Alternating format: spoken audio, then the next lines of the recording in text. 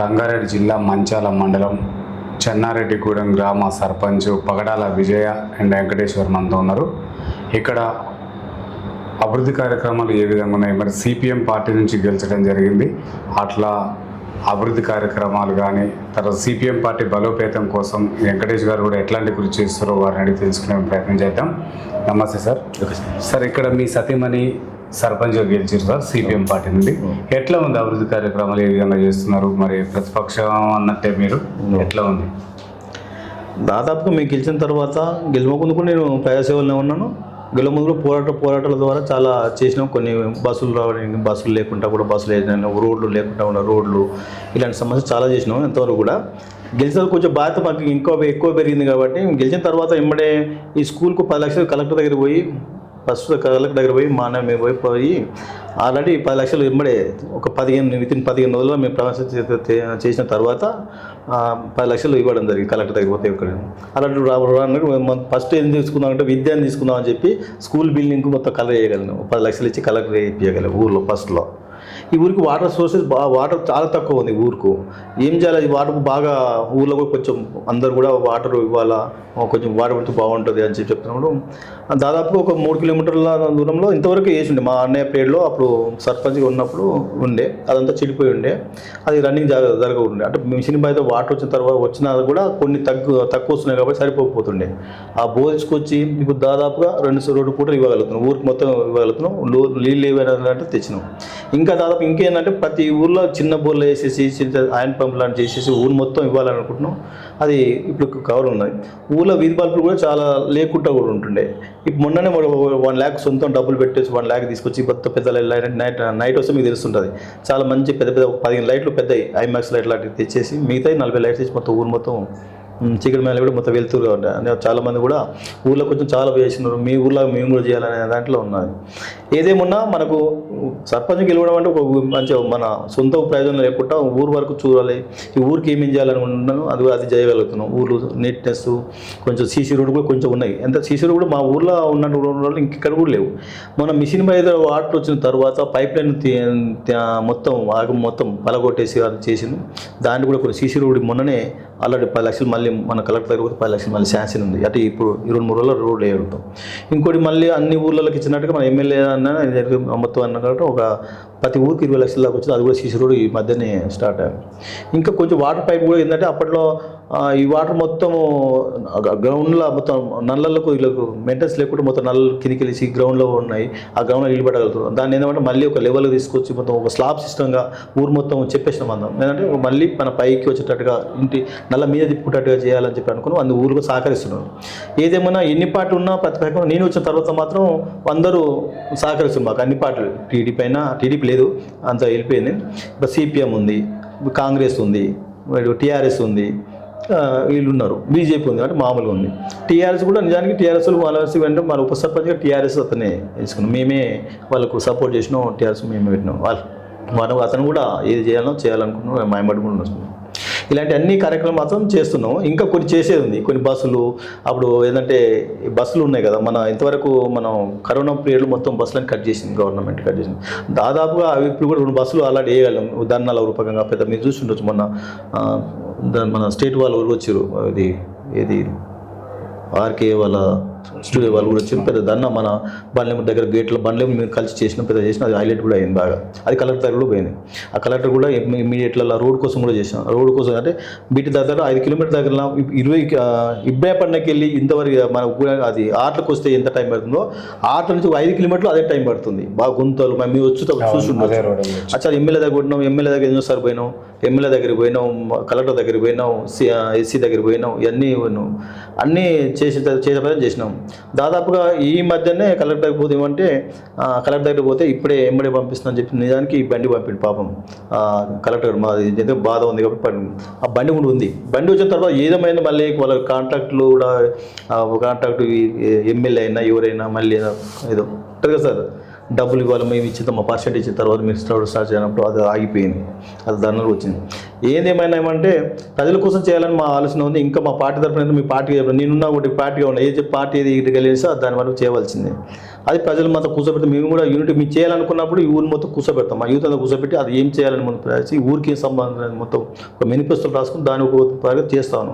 నీళ్ళు ఇవ్వగలిగినాం ఇప్పటికీ, ఇంకా నీళ్ళు ఇంకా మెరుగ్గా చేయాలని మేము ఉన్నాం. ఊరికి బస్సులు వచ్చే సౌకర్యం సాగు చేయాలని దాంట్లో ఉన్నాం. ఇప్పటికి సీసీ రోడ్డు మొత్తం ఊర్లో మొత్తం ఇవ్వాలనుకుంటున్నాం. దాదాపు ఇప్పటికి 30 లక్షలు ఆల్రెడీ శాంక్షన్ అయి ఉన్నాయి. అది కాంట్రాక్ట్ రాలేకపోతున్నాం, ఈ మధ్యన చేస్తాం. ఇది ఒకటి ఉంది సార్. మీదంటే ఏది ఉన్నా ఈ భూముల సమస్య ఎక్కువ ఉంది, ఊళ్ళో పంచాయతీల సమస్య ఎక్కువ ఉంది. ఇవన్నీ ఒక్కొక్కటి మెట్రిగా తీసుకోవాలని చెప్పి మొన్నగా మేము గెలిచిందంటే 6 నెలలు కూడా కాలేదు. ఈ 6 నెలల కాలంలో కొన్ని పనులు చేసినాం. స్కూల్ బిల్డింగ్కు కలర్ ఇవ్వగలిగినాం, అంగన్వాడీలకు కలర్ ఇంక ఇవ్వాలి వేయాలనుకుంటున్నాం, వేస్తున్నాం, అది కూడా వేస్తున్నాం. గ్రామ పంచాయతీ బిల్డింగ్లు కూడా దాదాపు శిథిలాకితో ఉండే ఆ బాగా గ్రామ పంచాయతీ నా సొంతం డబ్బులు పెట్టి తర్వాత తీసుకుందాం చెప్పి సొంత డబ్బులు 1 lakh పెట్టినాం. ఇప్పటికీ నాకు డబ్బులు ఏమి రాలేదు. కొన్ని నీట్గా ఉన్నాయి. ఇప్పుడు చాలా ఊర్లు అంత జనాలు కూడా చాలా చేస్తున్నాం, ఇంకా చేస్తున్నాం, ఏం అడగట్లేదు. ఇప్పటికీ చేయగలుగుతాడు అనే దాంట్లో చేయగలుగుతున్నాం. కాంట్రాక్ట్ ఇంతవరకు చేయించుకొని మొత్తం నాసిరకం చేస్తే మళ్ళీ డబ్బులు మనం ఇవ్వాల్సి వస్తుంది వాళ్ళు. అంటే అప్పటికి ఆపిరు పెండింగ్లో బిల్లు, మళ్ళీ వస్తే అదంతా ఫ్రీగా చేసిన తర్వాత మేము ఇస్తాము. మాకు డబ్బులు అవసరం లేదు, మా వ్యక్తులకు డబ్బులు అవసరం లేదు, లంచం అవసరం లేదు. మీరు ఉన్న పని మళ్ళీ క్లారిటీ చేసేస్తే మేము నిజానికి వాళ్ళతో మళ్ళీ చేసారు వాళ్ళు పాపం. ఎందుకంటే పలిగిపోయినాయని చేసేసారు, వాళ్ళకు డబ్బులు ఇవ్వగలిగినాం. దాదాపు మా పార్టీగా ఏమున్నా మా సిపిఎం ఏముందంటే ప్రజలు సేవ చేయాలనే ఆలోచన తప్ప మాకు దీనిలో మా నాయన సంపాదించింది, మా తాత సంపాదించింది, నాకు ఆస్తి ఉంది, పర్లేదు 20 ఎకరాల దాకా ఉన్నది. అది నాకు సార్ అది నేను సేవ చేయాలని ఉన్నా, సేవ చేయాలి. ఒకసారి సర్పంచ్ అయితే మనం వీటికనే చేస్తాం. ఒక సర్పంచ్ మనకు పదవి అనేది ఉంటే మనం ఏదన్నా కలెక్టర్ దగ్గర పోవచ్చు, ఎమ్మెల్యే దగ్గర పోవచ్చు, ఎంపీ దగ్గర పోవచ్చు. అవన్నీ ఉంటే మనకు కొంచెం అండ, అంతే మనకు ధీమా నాకు ఉంది పదవి ఉన్నా. ఎట్లా ఒక పదవి లేకుండా పోలేము, ఏ ఎమ్మెల్యే దగ్గర కూడా రానియడు, ఏ కలెక్టర్ దగ్గర ఒక పదవి అనేది ఒకటి ఉండాలని చెప్పి అది నాకు నిజానికి ప్రజల మొత్తం నమ్మిను డబ్బులు ఖర్చు కూడా పెట్టలే, కొద్దిగా కడతామని తప్ప. అయినా నాకు అన్ని పార్టీలు ఒక పార్టీ అని మా పార్టీ అని కాదు, అన్ని పార్టీలు నాకు కోఆపరేట్ చేసిన ఛానల్ చేసినాయి. నేను గెలవగలిగాం. ఆ గెలిచిన వమ్ము చేయకుండా ప్రజలకు నిజానికి ఈ 5 ఏళ్ల కాలంలో ఈ ఊరిని జిల్లా లెవెల్లో నేను ఒక నెంబర్ 1గా తీయాలని చెప్పి నా ఆలోచన. అది చేయగలుగుతాం, చేయాలి. మా ప్రజల అండతో నేను చేస్తాను, చేసి చూపిస్తాను. అదే ఒకటి అసలు అది సార్. ఇక్కడ కాంగ్రెస్ ప్రభుత్వం ప్రవేశపెట్టిన 6 గ్యారెంటీలు ఎట్లా అమలు అవుతుంది సార్? కాంగ్రెస్ పార్టీ గురించి అది చెప్పుకుంటే తెలియకుండా ఏముంది, మీడియాలో ఉన్నది. చెప్పింది మాత్రం ఇంతవరకు మొన్న 5 ఎకరాల లోపుకున్నా, మొన్న పడ్డాయి. ఈయన వచ్చేసారు ఫస్ట్లో ఒకసారి పడ్డా, మిగతా వాళ్ళు ఓవరాల్ నాకే రాలేదు. చాలామంది ధర్నాలు కూడా చేసాం. అది ఏదైనా చెప్పడం తప్ప చేయడం. ఈ ఉచిత నేనేమంటానంటే నా ఒపీనియన్ ఏం చెప్తున్నా అంటే ఈ ఉచిత గ్యారెంటీలు ఉండొద్దని చెప్తున్నాను. ప్రజలని అది సోమరిపోతులా తయారు చేస్తుంది ఈ ఉచిత పథకాలు. ఇప్పుడు బస్సులకు ఛార్జెస్ లేడీస్కి ఇవ్వని చెప్పి ఉచితంగా ఇవ్వని ఎవరు చెప్పలేదు. అది దేనికి ఉపయోగం? తిరిగేది మనం జెంట్స్ తిరుగుతుంటారు. ఒక లేడీ మొన్న ఒకటి చెప్తున్నారు, ఏడిపోతున్నామమ్మా అంటే నేను ఇబ్రాహీంపట్నం కూరగాయలకు ఎందుకు పోతున్నామమ్మా అంటే ఇంత ఖర్చు కూడా అవసరం, ఫ్రీగా అంటాడు. ఫ్రీ అనే కాన్సెప్ట్ తోటి బస్సులని వేరే వాళ్ళకు అవకాశం ఇవ్వకుండా వాళ్ళ సీట్లలో కూర్చొని మొత్తం పనులను వదిలిపెట్టి వేరే ఊర్లలో పోయి ఊరికే వస్తున్నారు. అంటే ఉచితం ఉందండి కదా, అది గవర్నమెంట్ ఎంత లాస్ అన్న, ఎందుకు లాస్లో ఉంది, అప్పు చేయవలసిన పని ఉంది గవర్నమెంట్. ఇవన్నీ ఎందుకు దిగియాలి? వాళ్ళ పనులు ఏమంటారంటే నేను ఒక వృత్తి ఉన్నా, ఆ వృత్తికి న్యాయం చేయి, వాళ్ళకు డబ్బులు ఇప్పి ఒక లోన్గా ఇవ్వు, మళ్ళీ వాళ్ళు కట్టుకుంటారు. అట్లా వాళ్ళకు ఉంటుంది, లోన్ వచ్చింది నేను రేపు కట్టవలసి వస్తుందని చెప్పి పని చేయవలసి వస్తుంది. కానీ నువ్వు ఉచితం ఇస్తే వాడు పని చేస్తాడు. ఒకటి ఉచిత విద్య ఉంది, విద్యకి ఇస్తున్నామా, ప్రిపేర్ ఇస్తలేం కదా. ఒక ప్రైవేట్ స్కూల్ పోవాలంటే 1 లక్ష రూపాయలు, చిన్న బాబు నర్సరీ వారు LKG 1 లక్ష రూపాయలు ఇస్తున్నాను. దాన్ని అరికట్టేది ఎవరు ఉన్నారు? గవర్నమెంట్ అరికట్టాలి కదా. ఏం చేస్తున్నాడు గవర్నమెంట్ అరికట్టట్లేదు కదా. మొత్తం మీద వాళ్ళకంటే వాళ్ళకు ఏంటంటే ఏదో ఫండ్ రూపంగా వాళ్ళకి ఇస్తారు, గవర్నమెంట్కి ఇస్తుంది కాబట్టి వీళ్ళు సప్లై కూడా ఉంటారు. ఇది జరుగుతుంది కదా. ఎందుకు ఇవ్వాలి? నేమంటే ఏ ఉచితాన్ని తీసేసి విద్య ఒకటి, వైద్యం ఒకటి ఫ్రీ ఇచ్చినాం అనుకో, ప్రజలు నిజానికి వైద్యం అంటే చిన్నోళ్ళకి వస్తుంది, పెద్దోళ్ళకి వస్తుంది, పెద్దవాళ్ళకి వస్తుంది, అది సరిపోతుంది. కానీ ఎందుకు ఇవ్వట్లేదు? అవన్నీ డబ్బులు ఒక మామూలు కార్పొరేట్ వైద్యశాలలో పోతే లక్షలు దండుకుంటున్నారు. ఒక కిడ్నీలో ఒక రాయి వచ్చిందంటే దానికి అయ్యే 10 రూపాయలు లక్షలు దండుకుంటా ఉన్నారు. అది ఏది మనం ఇవ్వట్లేదు కదా గవర్నమెంట్. అది ఇవ్వాలని చెప్తున్నాం మేము. ఇప్పటికైనా ఏమంటుంటే గవర్నమెంట్ ఇవన్నీ ఉచిత పథకాలను తీసేసి వైద్యం ఒకటి, విద్య ఒకటి ఇస్తే ప్రజలు ఉంటారు, అందరికీ మీరు జరుగుతుంది. నేను అంటున్నాను, మా పార్టీ అయినా నా వ్యక్తిగతంగా అయినా చెప్తాను.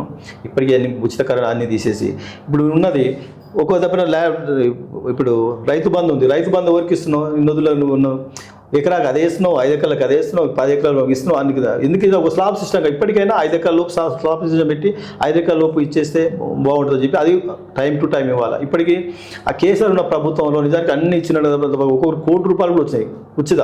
ఆయనకు బీడు అమ్ముకుంటే అట్లా పైసలు వచ్చినాయి, ఈ రైతు బంధు గవర్నమెంట్ ద్వారా వచ్చినాయి. ఏంటి వాళ్ళకు ఉన్నోనికి ఇస్తుండు, లేని వాళ్ళకి ఏంటి ఇక్కడ ఉన్నోనికి ఎకరాలలో ఉంటాడు కదా, వాటిని ఖర్చు పెడతాడు. అందుకోసం ఇప్పటికైనా స్లాబ్ సిస్టంగా చేసి ఒక 5 ఎకరాల లోపు ఉన్న గవర్నమెంట్ ఉండాలి. అది ఉంటే బాగుంటుంది చెప్తాను. విద్య మాత్రం ఈయన ఇప్పటికీ అరికట్టట్లేదు గవర్నమెంట్.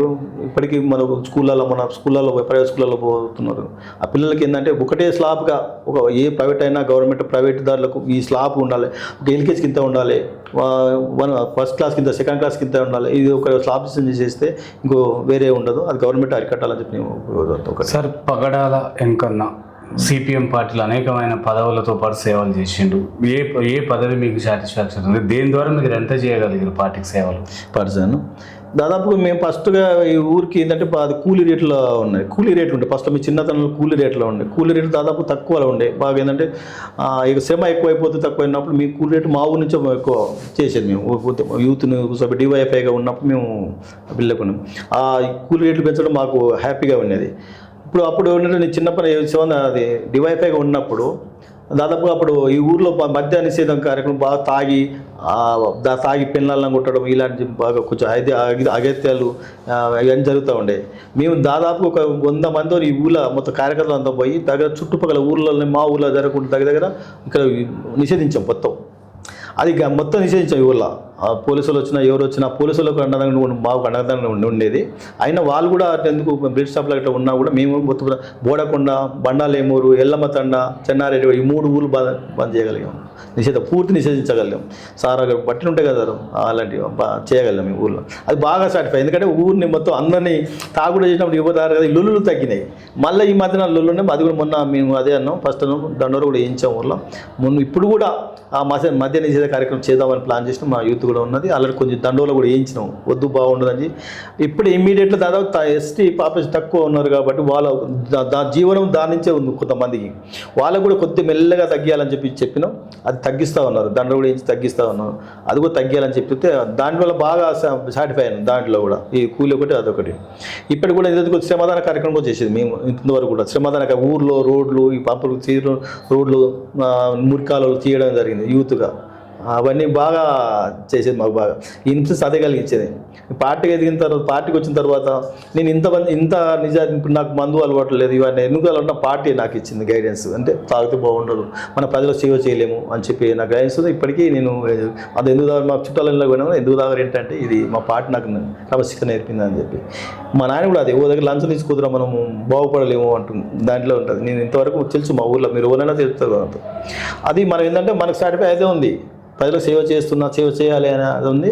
ఈ ఊళ్ళో ఇవన్నీ కార్యక్రమం చేస్తామని ఇంకా చేస్తామని చెప్తా ఉన్నాను. సార్ పగడాల వెంకన్న సిపిఎం పార్టీ తరఫున రాష్ట్రం పైన ఎలాంటి డిమాండ్ చేస్తుండ్రు? మీ డిమాండ్ ఏంటి? ఇప్పుడు ఏమన్నా మనం ఉన్నోళ్ళకు కాకుండా ఇప్పుడు ఉన్నోళ్ళకు దాదాపు ఏ బ్యాంకు పోయినా వాళ్ళు ఇమీడియట్గా తీసుకోగలుగుతున్నారు. లంచాలు పెట్టాలని మనం ఒక గవర్నమెంట్ దగ్గరికి ఒకటి ఏదైనా అడిగినప్పుడు, మనం ఏమైనా చేసేటప్పుడు నాకు లోన్ రూపాయలు ఇవ్వనప్పుడు కాలాగిపోతుంది తప్ప వాళ్ళకి ఇచ్చే పరిస్థితి లేదు. ఇప్పుడు ఏంటంటే ఇమీడియట్గా ఒక మండల వైజ్గా, ఒక ఊరు వైజ్గా ప్రతి ఊర్లో ఉన్న మొత్తం ఒక లిస్ట్ తీసేసి చిన్న వాళ్ళు ఉన్నారు, చిన్న కారు పెద్ద కారు ఉన్నారు, కూలీలు ఉన్నారు, ఒక కౌలు రైతు కూడా వాళ్ళకు న్యాయం కలిగించాలని చెప్తున్నాం. వాళ్ళకు అండదండగా ఉండాలి.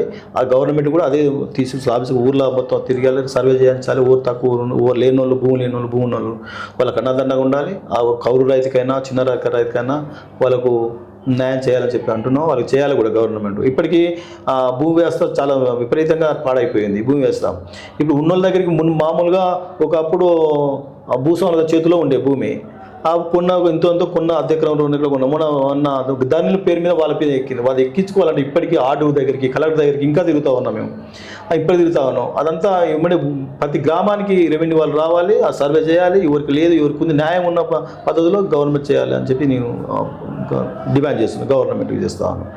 ఇంకోటి కూడా ఉంది. ఏదుందంటే ఇప్పుడు ఇప్పుడు ఎమ్మెల్యే ఉన్నాడు, ఒక ఎమ్మెల్యే ఏదంటే ఊర్లో ఏది శాసిస్తే అది జరుగుతూ ఉన్నది. ఒక కమిటీ మామూలుగా రిందామ కమిటీ చేసినారు.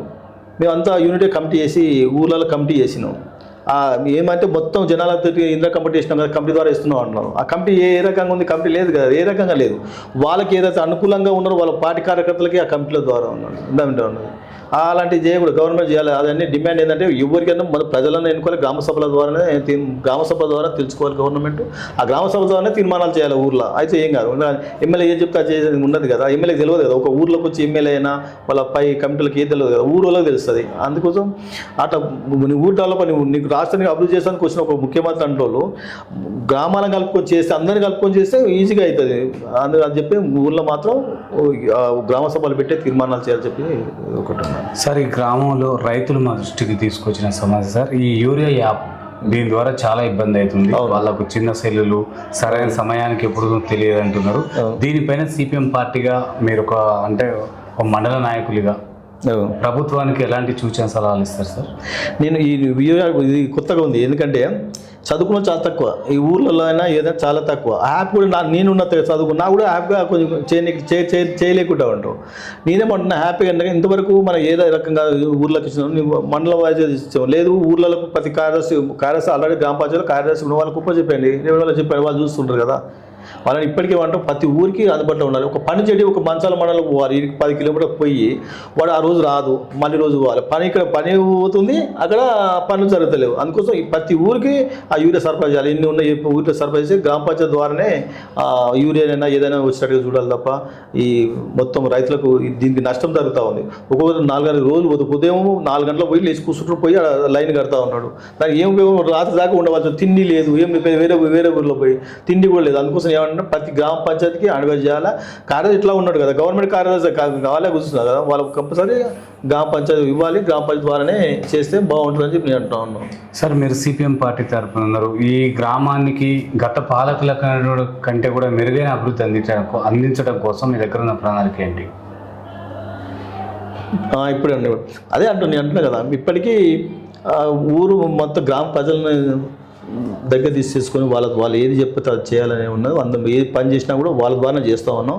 ఇప్పటికి ఇంకా చేయాలనుకుంటున్నాం. ఇప్పటికి ఏంటంటే మా ఊర్లో ఇంకా నీళ్ళ సమస్య అయితే లేకుండా పోతా ఉంది, వీధి లైఫ్ కూడా ఉన్నది. ఈ గ్రామానికి ఏంటంటే ఈ మామూలు పేదవాళ్ళు పింఛన్స్ ఇప్పటికీ పింఛన్స్ లేదు పాపం. నిజానికి దాదాపు ఎంతో 10 ఏళ్ళ క్రితం మా కేసీఆర్ రాకముందుకే అవి ఉన్నాయి పింఛన్, ఇప్పటికి పింఛన్స్ లేవు పాపం, చాలా ఉన్నది. దాన్ని ముందు మేము చేస్తా ఉన్నాం. ఇంకో సర్వే నెంబర్ 1363 సర్వే నెంబర్ పెద్ద మాది రెవెన్యూ ఉంది, అది గవర్నమెంట్ ల్యాండ్. దాదాపు అప్పట్లో 1980లోనే డిస్ట్రిబ్యూట్ చేసింది గవర్నమెంట్.